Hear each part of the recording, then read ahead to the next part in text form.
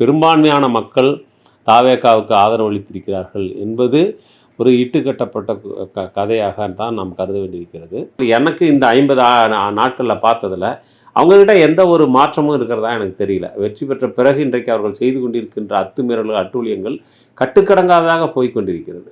நிச்சயமாக இது குதிரை பேரம் தான். இதில் ஒரு பெரிய கொள்கை பேரம்லாம் ஒன்றும் கிடையாது. இதில் என்ன கொள்கை? நேற்று வரைக்கும் நீங்கள் திமுகவோடு இருந்தீங்க, இருந்துட்டு இன்றைக்கி வந்த உடனே அந்த கட்சி அந்த ஆட்சியை பற்றி நீங்கள் குமுறி குமுறி பேசுகிறீர்கள். ஊடகவியலாளர்கள் மறித்து கேள்வி கேட்டால் அவர்களிடம் சீற்றம் காட்டுறீங்க. நீங்கள் எந்த சேனல்னு கேட்குறீங்க.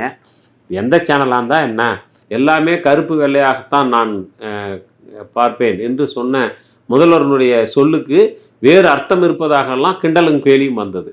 அப்போது ஒரு பக்கம் பார்த்தீங்கன்னா லாட்டரி தொழிலில் மிகப்பெரிய செல்வாக்குள்ள குடும்பத்தைச் சேர்ந்தவர்கள் இந்த ஆட்சியில் மிக முக்கிய பங்கு வகிப்பதாக ஒரு குற்றச்சாட்டு இருக்கிறது. பல்வேறு ஊழல் பேர்வழிகள், அதற்காக வழக்கு யார் மீதெல்லாம் இருக்கிறதோ அவர்கள், விசாரணைக்கு உட்பட்டவர்கள், இவர்களெல்லாம் இன்றைக்கு தாவேகாவில் இணைகிற போது இவர்களெல்லாம் வைத்துக்கொண்டு நாங்கள் நேர்மையான ஆட்சியை தருவோம், ஊழலை ஒழித்து விடுவோம் என்று சொல்லும்போது மக்கள் இதை நகைப்புடன் கடந்து போக விரும்புகிறார்கள். ஆனால் எடப்பாடி இதை பற்றியெல்லாம் எதுவும் கவலைப்படுவதைப் போல தெரியவில்லை.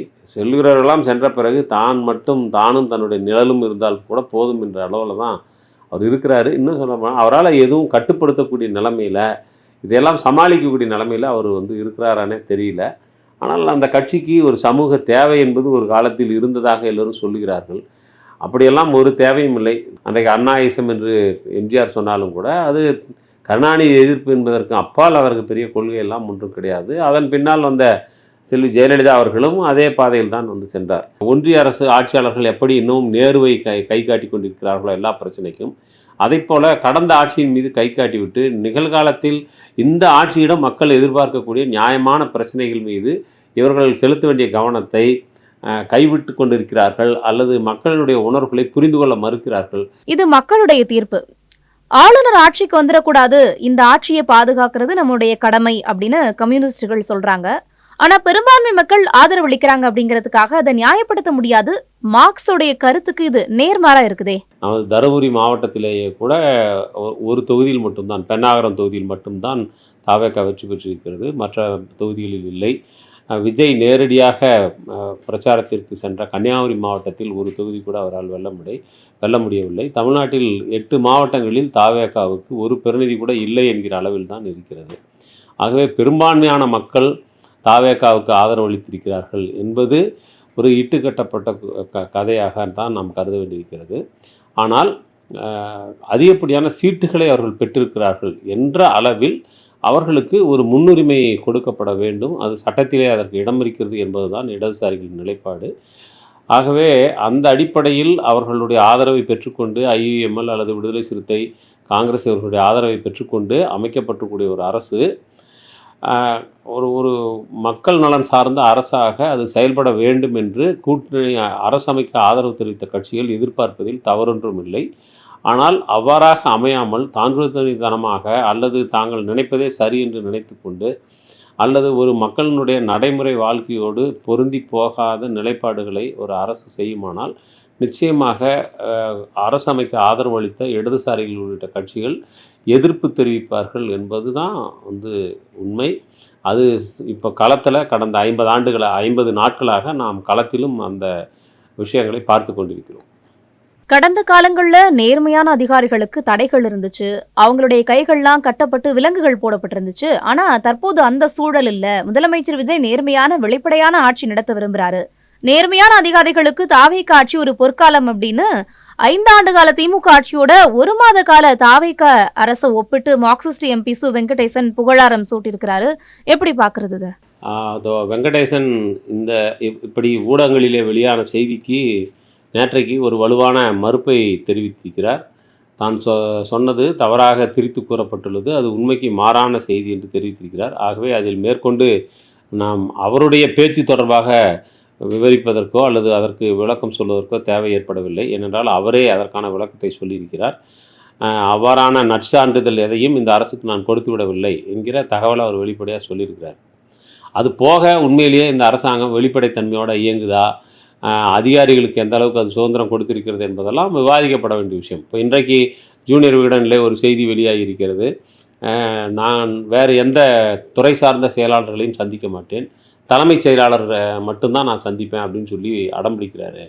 அதனால் துறையில் என்ன நடக்கிறது, ஒவ்வொரு துறையிலும் என்ன நடக்கிறது என்கிற தகவலை ஒரு நேரடியாக அறிந்து கொள்வதற்கான வாய்ப்பை முதலமைச்சர் இழக்கிறார் என்று சொல்லியிருக்கிறார்கள்.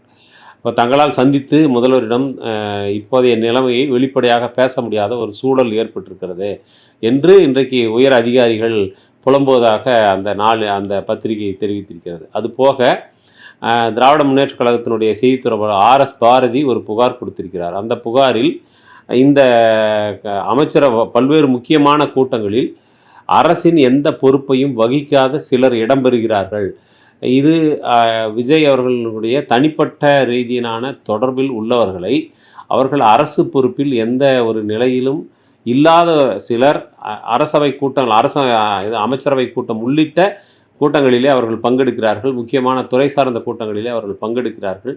இது ஏற்கத்தக்கதல்ல. இது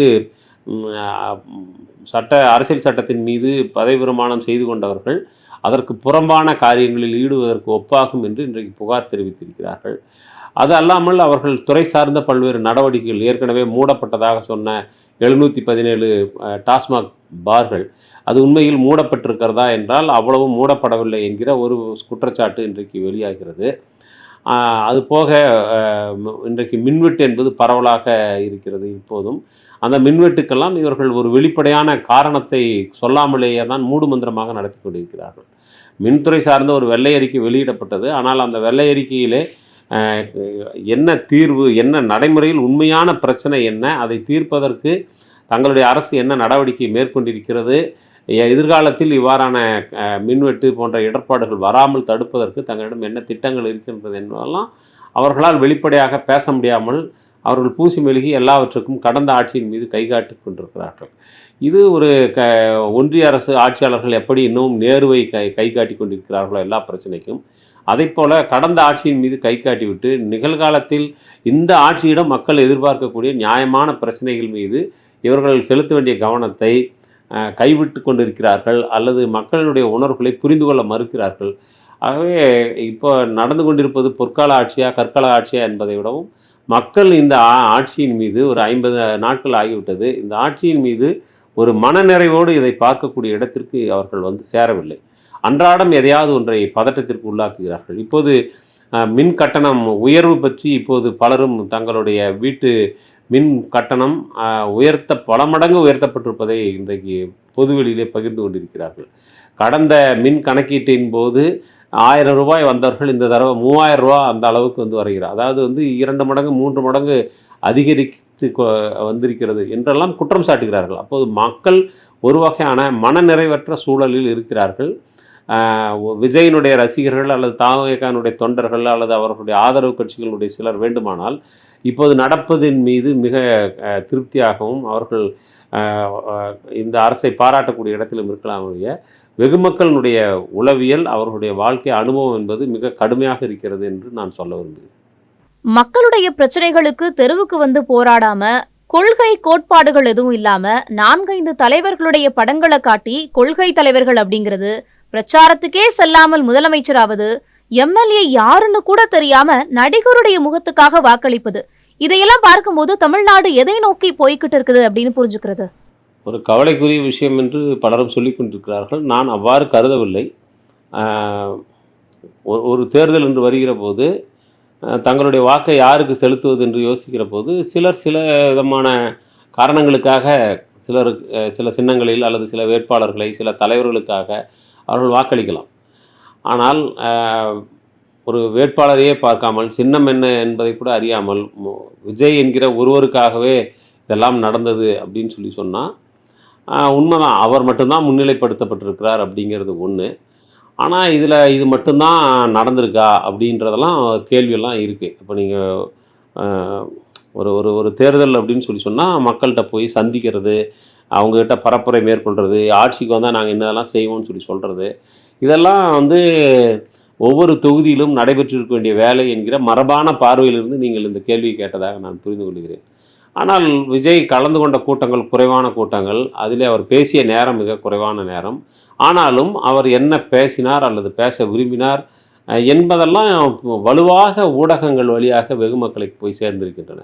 அவர் முன்வைத்த பல்வேறு விஷயங்கள் மக்களை ஈர்க்கக்கூடியதாக இருந்திருக்கிறது. அல்லது மக்களிடம் ஏற்கனவே அவர்கள் திட்டவட்டமான ஒரு அரசியல் முடிவோடு யாருக்கு வாக்களிப்பது என்கிற முடிவோடு இருந்தவர்கள் எல்லாம் கூட குழப்படித்திருக்கிறது என்பதற்கு பல சான்றுகளை நம்மளால் சொல்ல முடியும். உதாரணமாக, திராவிட முன்னேற்றக் கழக அரசு 1000 ரூபா நாங்கள் மகளிர் உரிமை தொகை கொடுக்குறோம் அப்படிங்கும்போது இவர் 2000 கொடுத்துக்கிட்டு இருக்கிறாங்க. இவர் 2500 ரூபா கொடுக்குறேங்கிறாரு.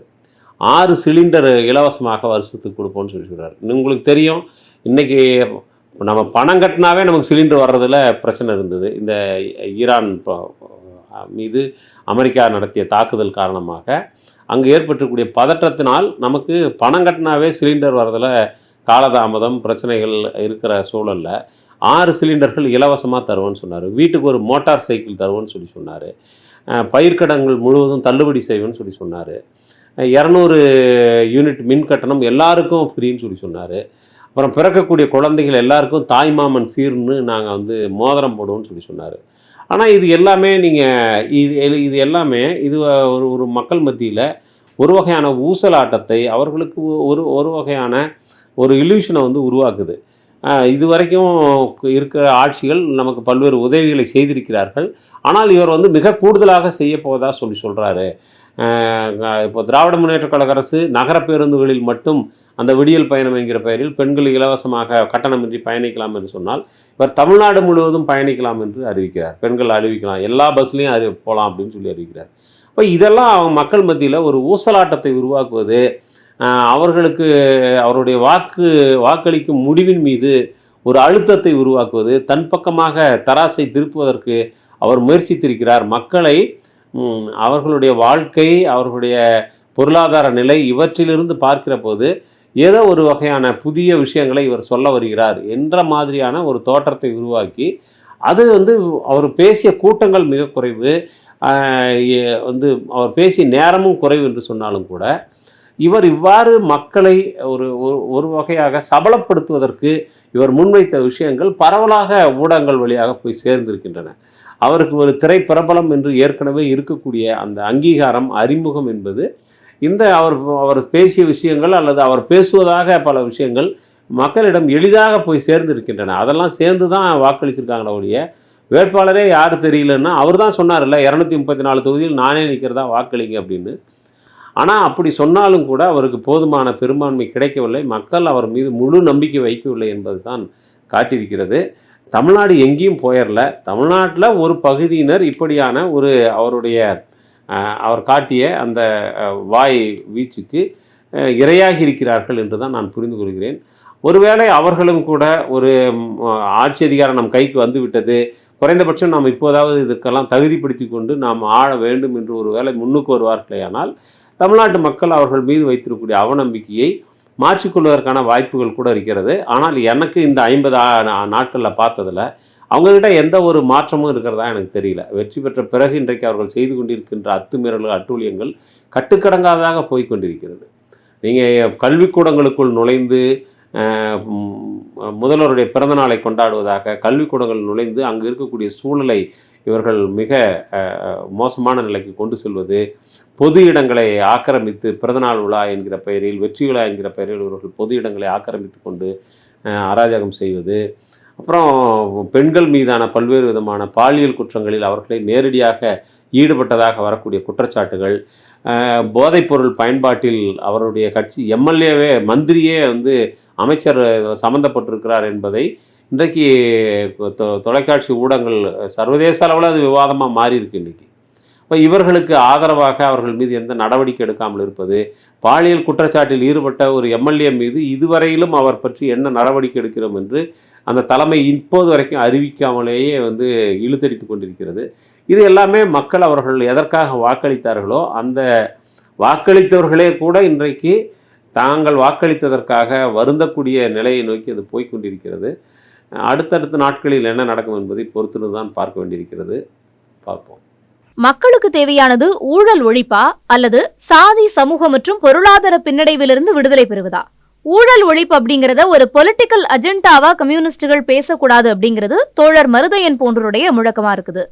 ஊழல் ஒழிப்பு என்பது ஒரு சமூகத்தில் மிக அவசியமானது தான். ஆனால் அது சாத்தியமானதா அப்படிங்கிறத பற்றி தான் நம்ம பேச வேண்டியது. ஏனென்றால் நீங்கள் எப்படி சம்பாதிச்சிங்க அப்படிங்கிற வழிமுறையை விடவும் எவ்வளோ சம்பாதித்து வைக்கிறீர்கள் என்பதை பொறுத்து அரசியல் தளத்தில், பண்பாட்டு தளத்தில், சமூக தளத்தில் உங்களுக்கு ஒரு மரியாதையும் அந்தஸ்தும் கிடைக்கிறது என்ற சூழலில் நீங்கள் வழிமுறைகளை பற்றி யோசிக்காமல் முடிவை நோக்கி அதனுடைய பலாபலன் என்னவாக கைக்கு வந்து சேருது என்பது தான் இறுதி இலக்காக இருக்கிறது. அப்போது நீங்கள் எனக்கு இந்த வேலை சீக்கிரம் முடிய வேண்டும், எனக்கு இது கூடுதலாக பலனளிக்க வேண்டும், எனக்கு மட்டுமே இது கிடைக்கும் என்பது மாதிரியான முயற்சிகளெல்லாம் ஒரு ஏற்றத்தாழ்வான பொருளாதார ரீதியான ஒரு ஏற்றத்தாழ்வான ஒரு சமூகத்தில் தன்னை மேலும் மேலும் அதிகப்படியான வசதி வாய்ப்புகள் உள்ளவர்களாக மாற்றிக்கொள்வதற்கு இந்த கையூட்டு என்பது தவிர்க்க முடியாத ஒன்றாக இருக்கிறது. அது எப்படி பிரிட்டிஷ்காரர்கள் அன்றைக்கு இந்த நாட்டுக்குள்ள ஐரோப்பிய காலனியவாதிகள் இங்கு வருகிற போது அவர்கள் இங்கு இடம் பிடிப்பதற்காக சந்தையை அமைத்துக் கொள்வதற்காக அல்லது அவர்கள் சரக்கு வாங்கி வைத்து கொள்ளக்கூடிய பண்டகச்சாலைகளை நிர்வகித்துக் கொள்வதற்காக அவர்கள் எப்படி இங்கிருந்த அரசர்களுக்கு வெளிநாட்டு மது வகைகளையும் வேறு பரிசு பொருட்களையும் கையூட்டாக கொடுத்து இங்கே உள்ளே நுழைந்தார்களோ அதை போலத்தான் இன்றைக்கு ஒவ்வொரு இடத்திலுமே வந்து நீங்கள் கையூட்டு என்பது நடந்து கொண்டிருக்கிறது. கையூட்டு என்பது ஒரு பிரதிபலனை எதிர்பார்த்து ஒருவருக்கு கொடுக்கக்கூடியதாக நேரடியாக இருக்கிறது மட்டுமல்ல, ஒருவருக்கு ஆதாயம் காட்டுவதற்காக சட்ட நடைமுறைகளை வளைப்பது அல்லது கண்டுகொள்ளாமல் இருப்பது அல்லது அவர்களுக்கு ஏற்றாற் போல உருவாக்குவது என்பதும் கூட இதெல்லாம் வரும். அப்படி வந்து இன்றைக்கி ஊழல் என்பது எங்கும் நீக்கமர நிறைந்திருக்கக்கூடிய ஒன்றாக இருக்கிறது.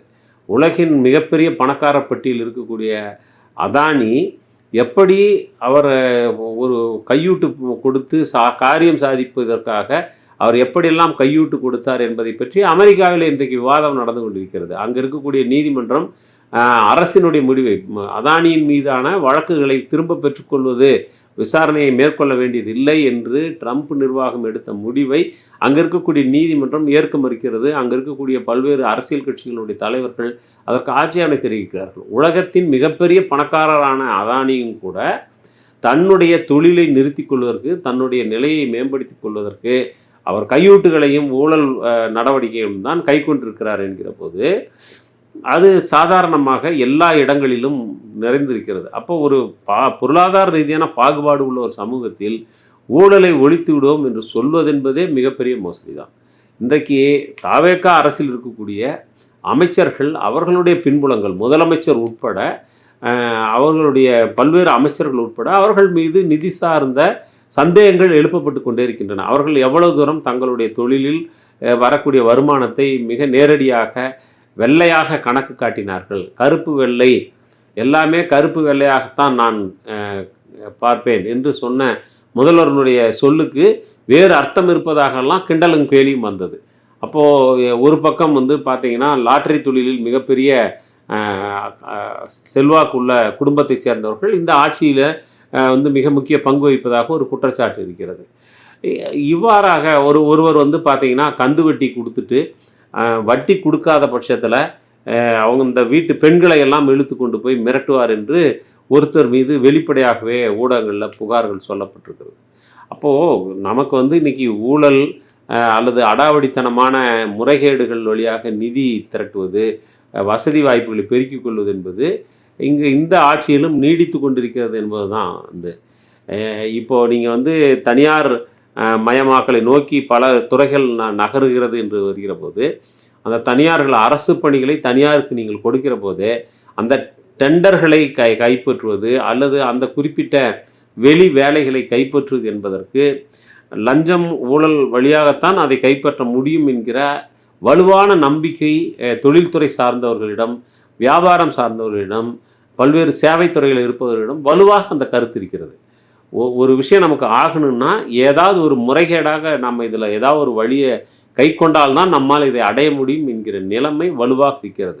அதற்கு எதிராக வெறுமனே மேடையிலிருந்து ஆரவாரமாக பேசுவதற்கு பதிலாக நடைமுறையில் எப்படியெல்லாம் இது நிலவுகிறது என்பதை பற்றி நீங்கள் வெளிப்படையாக பேச வேண்டியிருக்கிறது. அதை தடுப்பதற்கான நடவடிக்கைகளை எடுக்க வேண்டியிருக்கிறது. லஞ்ச ஊழல் பேர்வழிகளுக்கு எதிராக கடுமையான நடவடிக்கை எடுப்போம் என்று சொல்ல வேண்டியிருக்கிறது. இன்றைக்கி மிகப்பெரிய ஊழல்வாதிகள் என்று அதிமுக ஆட்சியில் அறியப்பட்ட எம்ஆர் விஜயபாஸ்கர் போன்றவர்களெல்லாம் இன்றைக்கு அந்த கட்சியிலே வந்து இணைவதாக சொல்கிறார்கள். 200 பஸ்ஸு 300 பஸ்ஸில் நாங்கள் வந்து சேருவோன்றாங்க. அந்த 200 பஸ்ஸு 300 பஸ்ஸுக்கு அதுக்கான ஆகக்கூடிய செலவு இதெல்லாம் நேர்மையாக ஒருவர் சம்பாதித்த வழியில் வந்து வர முடியுமா? இன்றைக்கு கல்வித்துறை என்பது முன்னாள் அமைச்சர்கள், அது அரசு எந்த அரசுன்னு இல்லாமல் நீங்கள் முன்னாள் அமைச்சர்கள் அவர்களுடைய மிகப்பெரிய கல்வி தந்தைகளாகவும் அவர்கள் இருக்கிறார்கள். அவங்கெல்லாம் இதை எப்படி சம்பாதிச்சாங்க? அந்த கல்வி நிறுவனங்கள் இப்போ இருக்கிற அமைச்சர் உட்பட வந்து பலருக்கு கல்வி நிறுவனங்களோடு தொடர்புடைய இருக்கிறது. அப்போ இதெல்லாம் நேர்மையான வழியில் ஈட்டப்பட்ட பொருளா? அதை வைத்து கொண்டு தான் இவர்கள் அரசியல் நடத்துகிறார்களா? பல்வேறு ஊழல் பேர்வழிகள், அதற்காக வழக்கு யார் மீதெல்லாம் இருக்கிறதோ அவர்கள், விசாரணைக்கு உட்பட்டவர்கள், இவர்களெல்லாம் இன்றைக்கு தாவேக்கால வந்து இணைகிற போது இவர்களெல்லாம் வைத்துக்கொண்டு நாங்கள் நேர்மையான ஆட்சியை தருவோம், ஊழலை ஒழித்து விடுவோம் என்று சொல்லும்போது மக்கள் இதை நகைப்புடன் கடந்து போக விரும்புகிறார்கள். இந்த மாதிரியான பேச்சுக்கள் வந்து ஒரு பொருளற்றவையாக நடைமுறையில் செய்யப்படாமல் ஆரவாரத்திற்காக வெற்று பகட்டுக்காக சொல்லப்படுவதாக மக்கள் நினைக்கிறார்கள்.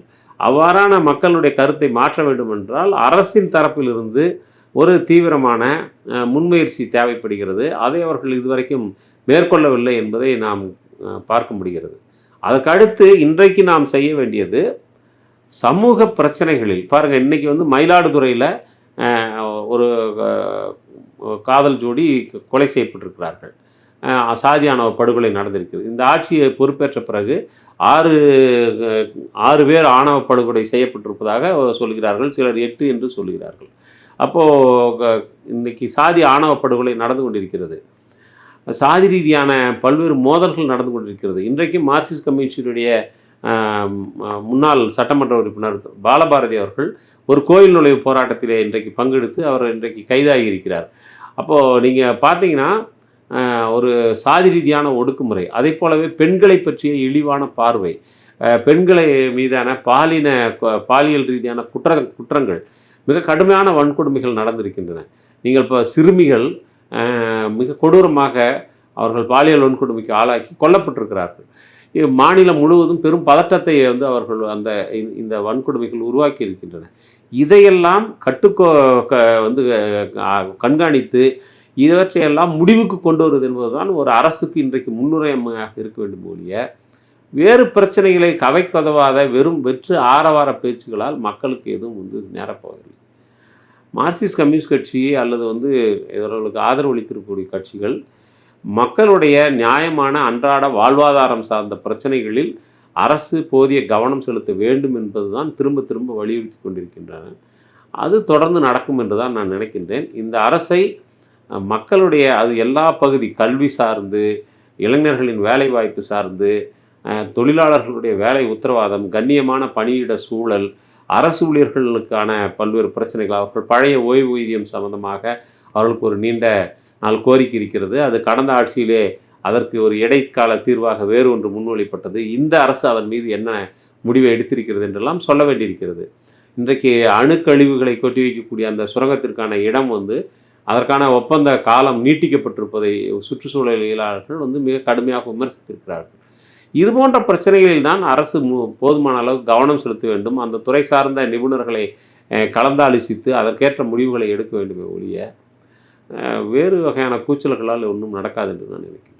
நீங்க ராஜினாமா பண்ணுங்க, நான் பிரச்சாரம் பண்றேன்னு முதலமைச்சர் விஜய் சொன்னதாக வைகோ சொன்னது குதிரை பேரமா, கொள்கை அரசியலா?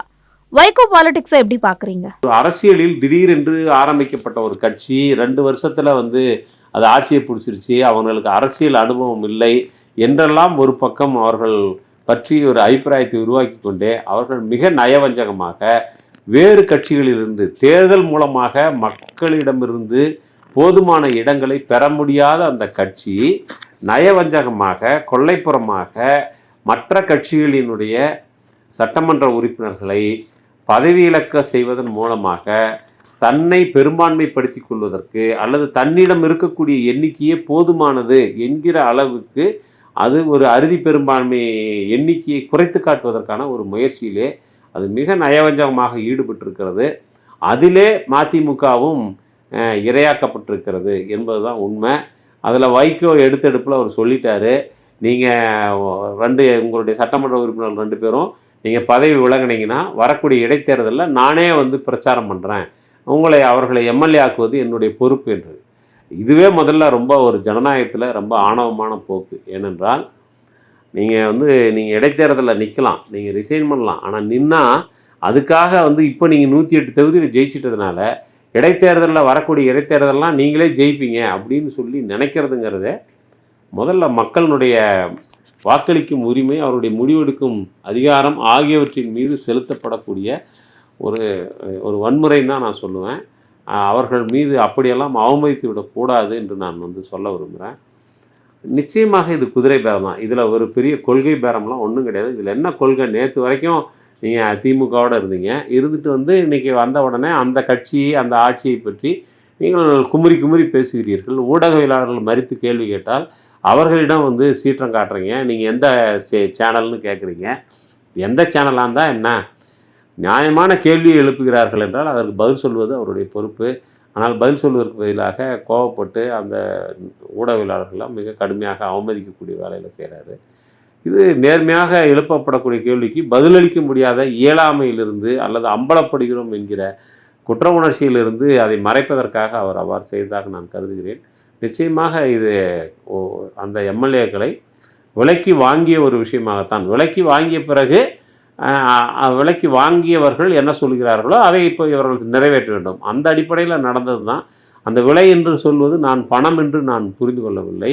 அல்லது சிலர் சொல்வதைப் போல அது சோஃபா மாடலா என்றெல்லாம் நான் சொல்லவில்லை. ஆனால் ஏதோ ஒரு வகையான அவர்களுக்கு ஒரு பேரம் நடத்தப்பட்டிருக்கிறது. அந்த பேரத்திற்கு ஈடாகத்தான் இவர்கள் இந்த கட்சியை விட்டு விலகுவது, அவங்களுடைய எம்எல்ஏ பொறுப்புகளை துறப்பது, இதெல்லாம் நடந்து கொண்டிருக்கிறது. அதில் மதிமுகவில் வைகோ நினச்ச மாதிரி நடக்காமல் போச்சு. அவருடைய கட்சியை சேர்ந்த 2 சட்டமன்ற உறுப்பினர்களும் நாங்கள் பதவி விலக தயாராக இல்லை என்று அறிவித்து விட்டார்கள். ஆகவே வைகோ வந்து நினச்சி தொடங்கின அந்த விஷயம் நடக்கலை அப்படிங்கிறது தான் இதில் ஒரே ஒரு நல்ல விஷயம்.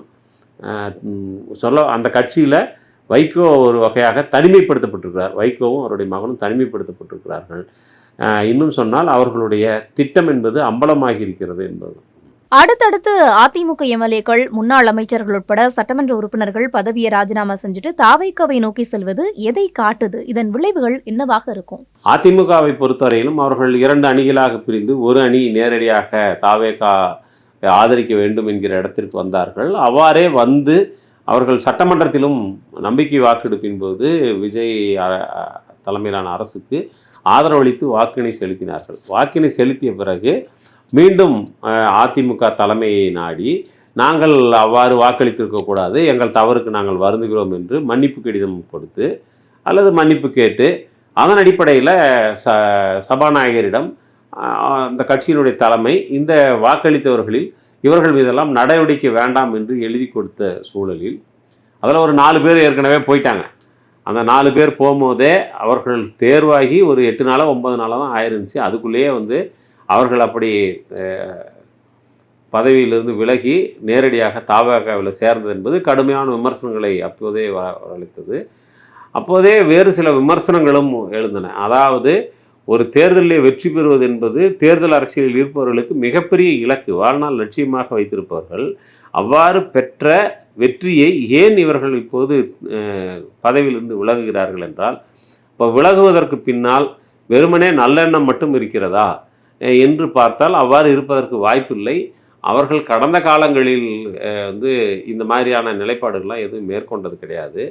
இப்போ திடீர்னு இப்படி மேற்கொள்கிறாங்கன்னா ஒரு ஆளும் கட்சியாக மாறியுள்ள ஒரு புதிய சக்தியிடம் தன்னை இணைத்து கொள்வது என்ற வகையில் மட்டும் இது வந்து ஒரு உணர்வு எழுச்சியில் நடந்ததில்லை. அதற்கு பின்னாடி கடுமையான ஒரு தூண்டுதல் அவர்களுக்கு இருக்கிறது. நீங்கள் இங்கே வந்தால் நீங்களே அடுத்த இடைத்தேர்தலில் போட்டியிடுவீங்க, போட்டியிட்டு நீங்கள் வெற்றி பெற்றால் நீங்கள் ஆளுங்கட்சியின் பகுதியாக மாறிவிட முடியும் என்று அவர்களுக்கு கொடுக்கப்பட்ட ஒரு உத்தரவாதத்தின் பேரில் தான் அவங்க அப்படி வந்து ஏற்கனவே அதிமுகவை சேர்ந்த எம்எல்ஏக்கள் பதவி விலகினார்கள் என்று அப்போதே கடுமையான விமர்சனம் வந்தது. அதன் தொடர்ச்சியில் மேலும் சிலர் வந்து இப்போ இன்னொரு விஜயபாஸ்கரும் வந்து அப்படி தான் அநேகமாக போவாருன்னு நினைக்கிறேன். இந்த அதிமுகவினுடைய மற்றவர்கள் இப்போ விஜயபாஸ்கர், விஜயபாஸ்கர் இவங்கள்லாம் சேர்றதுக்கு முன்னாடி நடந்த ஒரு விஷயத்தை நம்ம கவனத்தில் எடுத்துக்கணும்.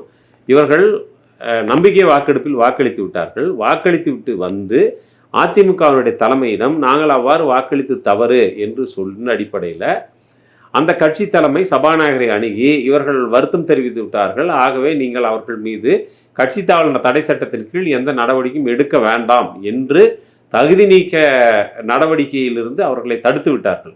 அது தடுக்கப்பட்ட பிறகு அந்த நடவடிக்கை மேற்கொள்ளப்பட மாட்டாது என்று உத்தரவாதமான பிறகு இப்போது மீண்டும் அவர்கள் போய் சேருகிறார்கள். இப்போது வேலுமணி போன்றவர்கள் நாங்கள் தாவேக்காவுக்கு போகணுன்னு என்ன இருக்குது, நாங்கள் அதிமுகவில் இருப்போம், பதவியிலிருந்து விலகினால் கூட நாங்கள் அதிமுகவில் இருப்போம்னு சொல்கிறாங்க. எனக்கு அப்படியெல்லாம் அதில் எனக்கு நம்பிக்கை இல்லை. என்னோடு வந்தவர்கள் பதவி எதுவும் இல்லாமல் பொறுப்பு இல்லாமல் இருக்கிற போது எனக்கு மட்டும் எதற்கு பொறுப்பு, நான் பொறுப்பேற்க போவதில்லை என்று சொல்கிறார். ஆனால் இது எல்லாமே இப்போதைக்கு சொல்லக்கூடிய சமாதானமாகத்தான் நாம் கருத வேண்டியிருக்கிறது இல்லையா. நிச்சயமாக அவங்க வெகு விரைவில் அவங்க ஏதோ ஒரு வகையான ஒரு கட்சி தாவுவதற்கு அவர்களிடம் திட்டம் இருக்கலாம் என்பதுதான். அல்லது தாவேகா வர்றது பதிலாக ஒரு ஒன்றிய ஆட்சியாளர்களுக்கு அனுசரணையாக இருக்கலாம் என்ற அடிப்படையில் பாஜகவை கூட போகலாம். அல்லது அவர் இப்போது சொல்வது போல அதிமுகவிலே ஒரு வேளை அவர் நீடிக்கிறார் என்றால் அது எடப்பாடி தான் அவர்களை அரவணைத்து கொண்டு அந்த கட்சியை காப்பாற்றக்கூடிய பொறுப்பு எடப்பாடிக்கு கூடுதலாக இருக்கிறது. ஆனால் எடப்பாடி இதை பற்றியெல்லாம் எதுவும் கவலைப்படுவதைப் போல தெரியவில்லை. செல்கிறவர்களெல்லாம் சென்ற பிறகு தானும் தன்னுடைய நிழலும் இருந்தால் கூட போதும் என்ற அளவில் தான் அவர் இருக்கிறாரு. இன்னும் சொல்ல அவரால் எதுவும் கட்டுப்படுத்தக்கூடிய நிலைமையில், இதையெல்லாம் சமாளிக்கக்கூடிய நிலைமையில் அவர் இருக்கிறாரானே தெரியல. ஆனால் அந்த கட்சிக்கு ஒரு சமூக தேவை என்பது ஒரு காலத்தில் இருந்ததாக எல்லோரும் சொல்லுகிறார்கள். அப்படியெல்லாம் ஒரு தேவையும் இல்லை. திராவிட முன்னேற்றக் கழகத்தினுடைய தலைமையிலிருந்து வெளியேறி அந்த ஒரு புதிய கட்சியை தொடங்கினார்கள். அதற்கு ஒரு பெரிய கொள்கை என்று அன்றைக்கு அண்ணாயிசம் என்று எம்ஜிஆர் சொன்னாலும் கூட அது கருணாநிதி எதிர்ப்பு என்பதற்கு அப்பால் அவருக்கு பெரிய கொள்கை எல்லாம் ஒன்றும் கிடையாது. அதன் பின்னால் வந்த செல்வி ஜெயலலிதா அவர்களும் அதே பாதையில் தான் சென்றார். ஆகவே அந்த கட்சி நீடித்து நிற்பதற்கான ஒரு சமூக தேவை என்ன இருக்கிறது அப்படின்ற கேள்வியே எடுத்தெடுப்பில் எனக்கெல்லாம் இருக்குது. அந்த கட்சி அதை மீறி அது ஒரு பொறுப்புள்ள எதிர்க்கட்சியாக கடந்த காலத்தில் செயல்பட்டிருக்கிற பட்சத்தில் இந்த காலத்தில் அது எதிர்க்கட்சியாவது குறைந்தபட்சம் தன்னை நிலைநிறுத்தி கொண்டிருந்திருக்க முடியும். அதற்கான வாய்ப்பும் அது போய்விட்டது. இப்போது அது ஒரு ஒன்றிய ஆட்சியாளர்களுடைய ஒரு சாயலில் அவர்களுக்கான ஒரு கட்சியாகத்தான் அது தமிழ்நாட்டில் அடையாளம் காணப்பட்டது. இப்போது தேர்தலுக்கு பிறகு அது ஒரு பாஜக எதிர்ப்பு நிலை எடுத்ததாக நம்மால் எங்கும் பார்க்க முடியவில்லை. அந்த சூழலில் அந்த கட்சியில் இருக்கக்கூடியவர்கள் தொடர்ந்து கடந்த 5 ஆண்டுகள் எந்த அதிகாரம் இல்லாமல் இருந்திருக்கிறோம், இப்போதும் அடுத்த 5 ஆண்டும் அவ்வாறே நாம் இருப்பதா என்கிற சூழலில் நாம் ஒரு ஆளுங்கட்சியின் பகுதியாக மாறிவிடுவது நல்லது. தொடர்ந்து எதிர்க்கட்சியாக அல்லது அதிகாரமற்றவர்களாக இருப்பது என்பது நமக்கு தேவையில்லை என்ற முடிவிலிருந்து அவர்கள் அதிகாரம் இருக்கக்கூடிய திசைக்கு நகருகிறார்கள். அதையெல்லாம் தடுத்து நிறுத்தக்கூடிய இடத்தில் எடப்பாடி இல்லை என்று நான் புரிந்து கொள்கிறேன். அந்த கட்சியினுடைய பெயரை சொல்லி அதனுடைய சின்னத்தை சொல்லி எம்ஜிஆர் ஜெயலலிதா அவர்களுடைய விசுவாசிகளாக தங்களை காட்டிக்கொண்டு மக்களிடம் வாக்கை பெற்றவர்கள் அதற்கெல்லாம் பொருத்தமற்ற அல்லது அதற்கு துரோகம் செய்துவிட்டு வேறொரு இடத்திற்கு அவர்கள் செல்லுகிறார்கள் என்றால் அவர்கள் எதற்கும் தயாராகிவிட்டார்கள் என்றே புரிந்து கொள்ள வேண்டியிருக்கிறது. அந்த கட்சி அதனுடைய தலைவிதியின் இறுதி பக்கங்களை எழுதி கொண்டிருப்பதாக நான் நினைக்கின்றேன். எடப்பாடி அவர்கள் சுதாரித்து இதில் ஏதாவது தலையிட்டார் என்றால் அல்லது தன்னுடைய நிலைப்பாடுகளை மறுபரிசீலனை செய்து கொண்டு தன்னுடைய கட்சியை காப்பாற்றிக் கொள்வதற்கு அவர் ஏதேனும் ஒரு முயற்சி எடுத்தார் என்றால் இதில் ஏதாவது மாற்றம் வரலாம். அல்லாவிடில் நிச்சயமாக அதனுடைய பெரும்பகுதி தாவேகாவுக்கும் ஒரு சிறு பகுதி திமுகவுக்கும் பாஜகவுக்கும் பிரிந்து செல்லக்கூடும் என்று தான் நான் நினைக்கின்றேன். ஆட்சியில் பங்கு அதிகாரத்துல பங்குன்றது தான் விசிகவுடைய அரசியல் முடிவுன்னு சொல்றாரு திருமாவளவன். ஆனா நேரு அமைச்சரவையில அங்கம் வகித்த அண்ணல் அம்பேத்கர் அந்த பதவியிலிருந்து எதையும் சாதிக்க முடியலன்னு ராஜினாமா செய்ததும் ஆட்சியில் பங்கு பெறாமலேயே தமிழ்நாட்டிற்கான நலன்களை ஆங்கிலேயர் காலம் தொட்டு தந்தை பெரியார் பெற்றுத்தந்த அரசியலும் உணர்த்துவது என்ன? அவர் பிரிட்டிஷ் கவுன்சிலிருந்தே அமைச்சராக இருந்திருக்கிறார். அதற்கு காரணம் அவர் மக்களுக்கு அந்த பொறுப்புகளை ஏற்றுக்கொள்வதன் மூலமாக பரந்த இந்திய மக்களுக்கும் அதே நேரத்தில் ஒடுக்கப்பட்ட சமூகத்தைச் சேர்ந்தவர்களுக்கும் அந்த அதிகாரத்தை பயன்படுத்தி கொண்டு சில விஷயங்களை செய்ய முடியும், செய்ய வேண்டும் என்று அவர் முயற்சித்து பார்த்தார். அந்த வகையில் தான் அவர் பிரிட்டிஷ் கவுன்சிலில் அவங்களுடைய கவுன்சிலில் பொறுப்பேற்றுக்கொண்டு பல்வேறு ஆக்கப்பூர்வமான பங்களிப்புகளை செய்திருக்கிறார். அதற்கு பிறகு சுதந்திரம் அடைந்த பிறகு அமைந்த அமைச்சரவையிலும் அவர் பொறுப்பேற்று கொண்டார்.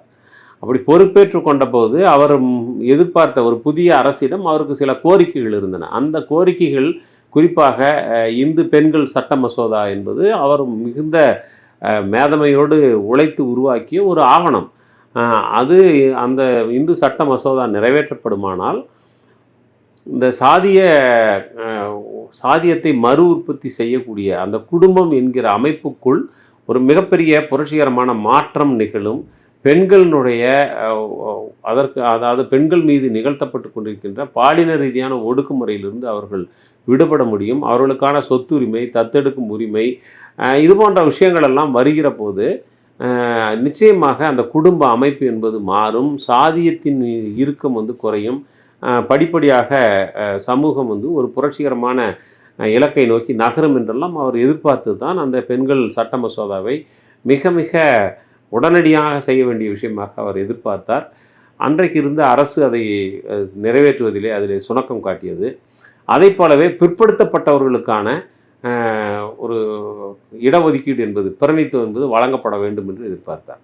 பட்டியல் சாதியினருக்கும் பட்டியல் பழங்குடியினருக்கும் இடஒதுக்கீடு இருப்பதைப் போல பிற்படுத்தப்பட்டவர்களுக்கும் அவர்களுடைய மக்கள் தொகையில் அவர்கள் என்ன எண்ணிக்கையில் இருக்கிறார்கள், அவர்களுக்கு தேவையான பிரதிநிதித்துவம் என்பது வழங்கப்பட வேண்டும். கல்வியில், அரசு வேலைவாய்ப்பில் இதிலெல்லாம் பிரதிநிதித்துவம் வழங்கப்பட வேண்டும் என்பது அம்பேத்கருடைய ஒரு கோரிக்கையாக இருந்தது. அதன் மீதும் அன்றைக்கு பார்த்தீங்கன்னா அன்றைக்கி காக்கா கலேல்கர் கமிஷன் என்று ஒரு கமிஷன், முதலாவது பிற்பட்டோர் கமிஷன் அமைக்கப்பட்டது.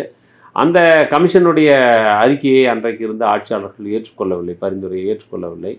அவ்வாறான ஒரு சூழலில் அவருக்கு இருந்த அந்த எதிர்பார்ப்பு, அதை போலவே அவர் சட்டம் சார்ந்து அவருடைய சமூக செயல்பாடுகள், பண்பாட்டு தளத்தில் செயல்பாடுகள், பொருளாதார மேதமை, அரசியல் பார்வை, இதெல்லாம் பறந்து விரிந்ததாக இருக்கிற போது அதிகப்படியாக பங்களிப்பு தேவைப்படாத ஒரு சட்டத்துறை அமைச்சராக தான் நியமிக்கப்பட்டிருப்பதை பற்றி அவருக்கு ஒரு பெரிய மனக்குறை இருந்தது. இதெல்லாம் சேர்ந்து தான் அவர் அந்த அரசியலை நீடிக்க முடியாது என்ற நிலைமையிலிருந்து வெளியே வருகிறார். அவர் நினைத்திருந்தால் எந்த வேலையும் செய்யாமல் ஒரு தனக்கு ஓப்பற்ற ஒரு துறையிலே இருப்பதை பற்றிய புகாரோடு மனக்குமைச்சலோடு அவர் அமைச்சர் என்ற அந்தஸ்தோடே தன்னுடைய இறுதி காலம் வரை அவர் இருந்துவிட்டு போயிருக்கலாம். ஆனால் அவ்வாறு இருப்பதற்கு அவருடைய மனச்சான்று இடம் கொடுக்கவில்லை. ஆகவே தான் என்ன நோக்கத்திற்காக அமைச்சர் பதவியை ஏற்றுக்கொண்டானோ அந்த நோக்கத்தை நிறைவேற்ற முடியாத பட்சத்தில் நான் இந்த பொறுப்பிலிருந்து விலகுகிறேன் என்று அண்ணல் அம்பேத்கர் முடிவெடுத்தார்.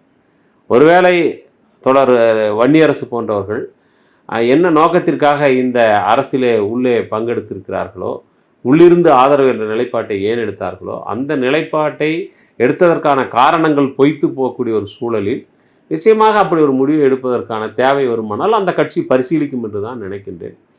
மற்றபடி விசிகாவை பொறுத்தவரையிலும் நீண்ட காலமாக அவர்கள் ஆட்சியிலும் பங்கு, அதிகாரத்தில் பங்கு என்று தான் சொல்லி வந்திருக்கிறார்கள். அதற்கு ஒரு வாய்ப்பு கிடைத்திருக்கிற போது அதை பயன்படுத்தி கொள்வது என்ற அடிப்படையில் இன்றைக்கு அமைச்சரவைக்குள் போய் சேர்ந்திருக்கிறார்கள். ஆகவே நாம் அதன் மீது கருத்து சொல்வதற்கு ஒன்றுமில்லை. அவர்கள் ஏன் வெளியே வர வேண்டும் என்று நாம் இப்போது பேச வேண்டிய அவசியம் இல்லை. அப்படி ஒரு நிலைமை வருமானால் தங்களுடைய சுயமரியாதைக்கு பங்கம் வரக்கூடிய ஒரு நேரத்தில், அல்லது தங்களுடைய மனச்சான்றின்படி அங்கு இயங்க முடியவில்லை, நாம் எதற்காக பொறுப்பேற்று கொண்டோமோ அந்த நோக்கம் நிறைவேறாமல் பின்தங்குகிறது அல்லது புறக்கணிக்கப்படுகிறது என்கிற ஒரு மனக்குறை வருகிற போது நிச்சயமாக அவர்கள் அப்படி ஒரு முடிவை எடுக்க வேண்டியிருந்தால் நிச்சயம் எடுப்பார்கள் என்று தான் நான் நினைக்கின்றேன்.